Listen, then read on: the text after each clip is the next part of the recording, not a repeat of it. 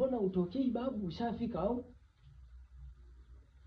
Chimbo ni lile lile, ingia ndani. Fresh dakika moja na kusubiri. Haina.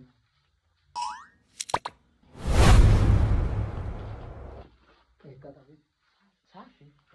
Kama kawa. Kama kawa jana. Sasa sikia mwanangu. Mimi nimekuita chap chap. Si unaelewa kazi? Pole ni bro, ningewahi, si unanijua. Sasa sikiliza.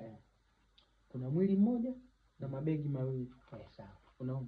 Kwa hiyo utaenda uangalie baadaye tukimalizana. Sawa. Uniambie unanifanyia shilingi ngapi? Sawa, haina shida. Ila leo nimekutana kisanga. Kwa nini kazi? Kwa nini? Yule mzee alikuwa mgumu kufa. Wewe tangu lini ukawa mzito kuua? Wewe mwanangu, yaani yule mzee alikuwa mgumu vibaya sana. Ila sema nini? Chuma hiki hapa kwa hiyo kumpiga shaba. Safi. Yaani mtu akiwa hataki kuibiwa.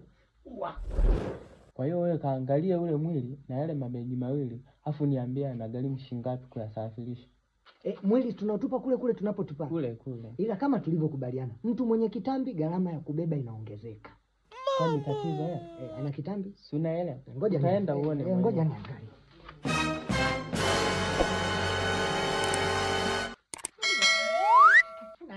Nani ngoja. Ule mwili unasema nikaubebe ndio huko pale. Ngoja kwanza.